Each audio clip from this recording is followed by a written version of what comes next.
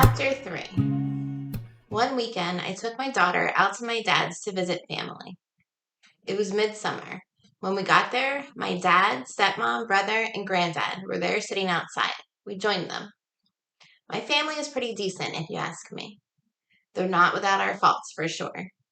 I was raised by my father, along with my twin brothers, who were only 15 months younger. My older brother had a different father, and thus had the unfortunate luck of being raised by our mother. My mom was a very sick and absent woman in every way, mentally, emotionally, spiritually, physically.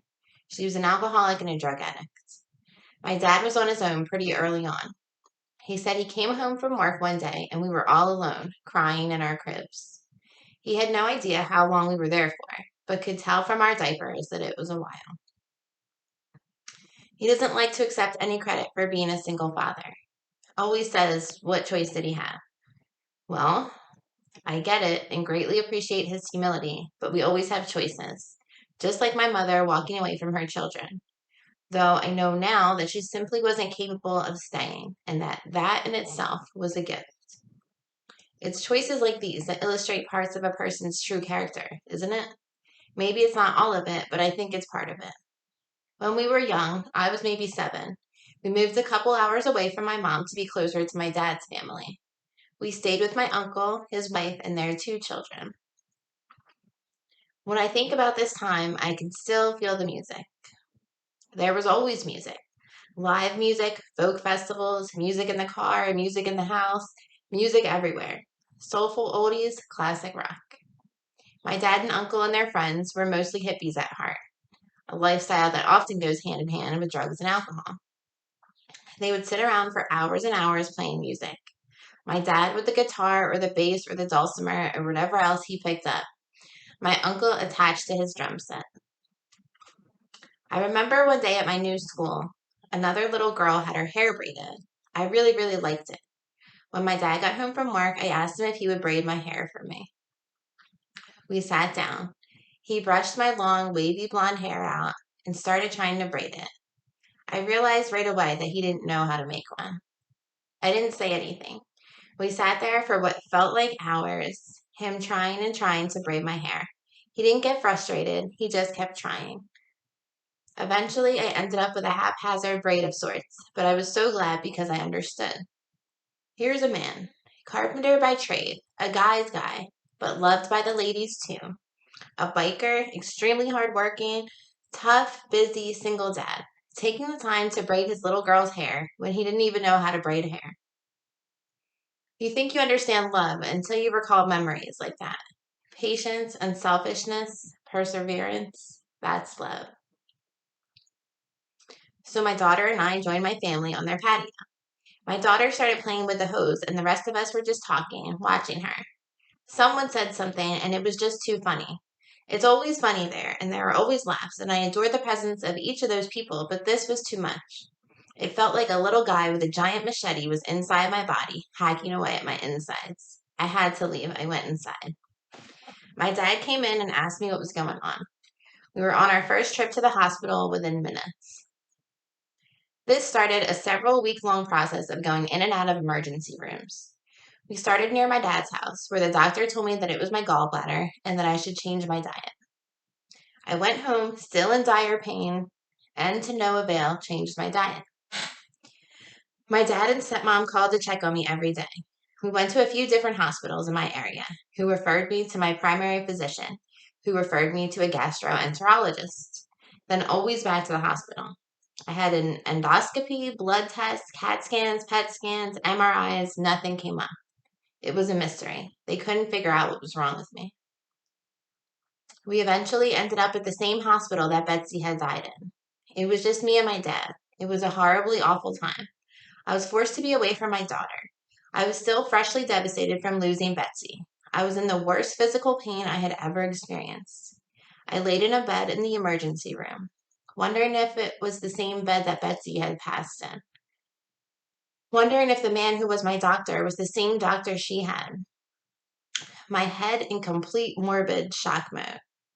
They ran a number of tests. After a while, the doctor came in the room and told me that he thought I had a pulmonary embolism. The same thing that took Betsy's last breath. Ugh, my heart. An elevator whose cables were severed. It was a nightmare. There was a distinct moment that I looked over and saw my dad. I saw in his eyes that he was scared for me and that he was sad. But I also realized that he was a rock, a pillar of comfort. It would normally be like me to soldier up and try to tough it out so that he wouldn't need to be worried. I briefly gave it my all, but I was shook to the core of my being. He didn't say much, and I needed that so badly. I simply needed him there, and he was, as he always, always was. See, sometimes angels live on earth too. The doctor gave me blood thinners and sent me home. Tensions were running high. It was starting to get scary. The pain increased exponentially every day, and nobody could help me. The next night, we went back to the same hospital. There was a different doctor that night. It was a younger, attractive woman with dark hair who was way more caring and attentive. She looked over some test results that I had gotten previously. She noticed that something was off with one of the numbers. I told her how the doctor from the day before said he thought I had a blood clot in my lung. She looked slightly bothered, but assured me that that wasn't the case. She said she wasn't sure yet what was going on.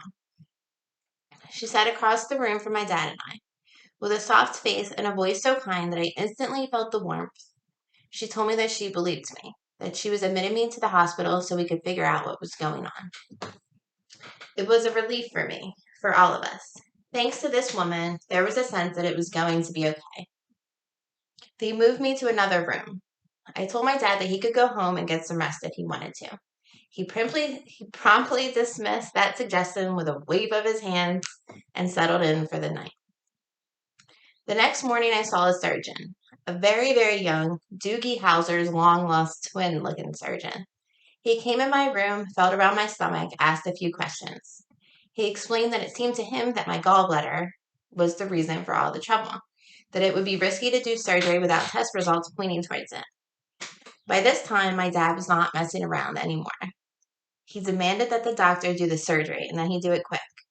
The surgeon reluctantly considered it and eventually agreed.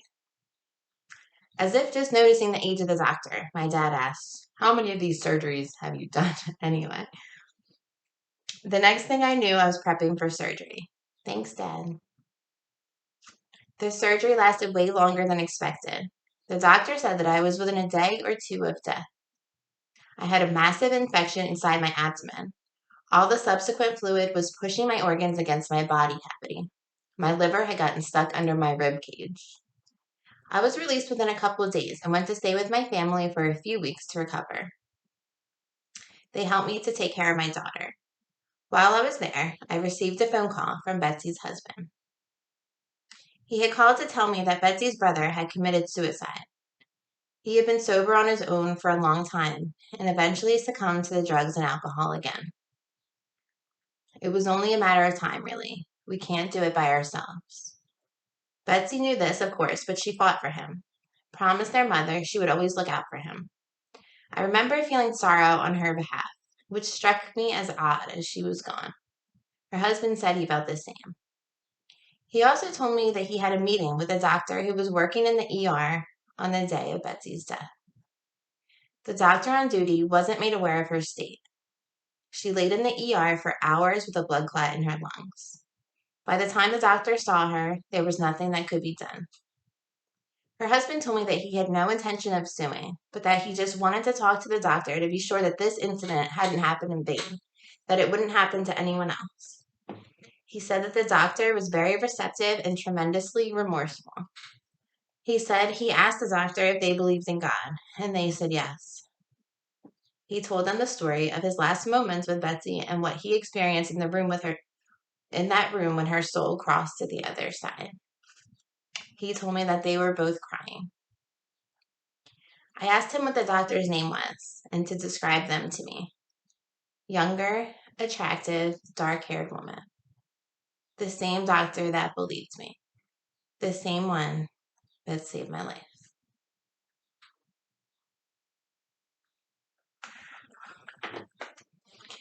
Thank you for listening to chapter 3.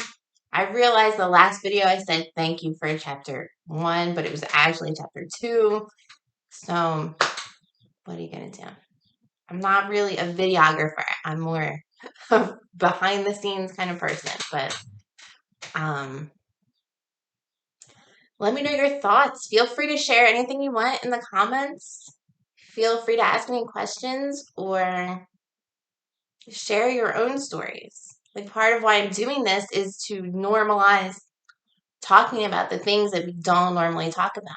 And so I would love to hear your thoughts and your experiences and uh and as far as this chapter goes, it took me so many years. It took me starting to write my story to see that the same doctor who would have been responsible for Betsy's death was the one responsible for saving my life. And I remember writing it and it clicking and being like, oh my God, how incredible. Of course, they just cried and cried. And now it just blows me away how much, how she actually did save my life. So, anyway, check out the short that corresponds to this video if you're interested. The songs that go with chapter 3 are 5 and 6. And I guess that's all. Hopefully, we'll see you next Saturday at 11:11. Bye, guys.